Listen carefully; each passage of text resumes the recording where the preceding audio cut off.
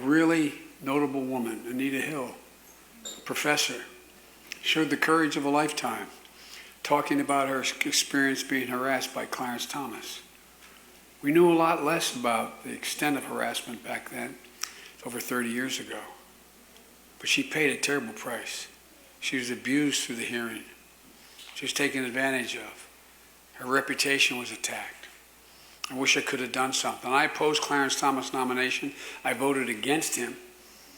But I also realized there was a real and perceived problem the committee faced. There were a bunch of white guys. No, I mean it sincerely. A bunch of white guys hearing this testimony in the Senate Judiciary Committee. So when Anita Hill came to testify, she faced a committee that didn't fully understand what the hell it was all about.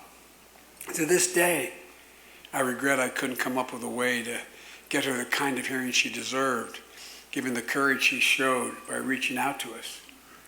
The hearing she deserved was a hearing where she was respected, where the tone of the questioning was not hostile and insulting, where the fact that she stepped forward was recognized as an act of courage in and of itself.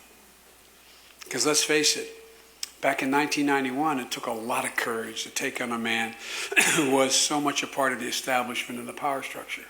I realize I get a little too passionate about this sometimes, but we all have an obligation to do nothing less than change the culture in this country.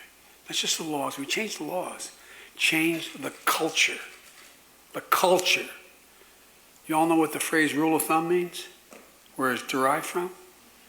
In English common law, not codification, common law. Back in the late 1300s, so many women were dying at the hands of their husbands because they were a chattel, just like the cattle or the sheep, that the court of common law decided they had to do something about the extent of the death. So you know what they said? No man has a right to chastise his woman with a rod thicker than the circumference of his thumb.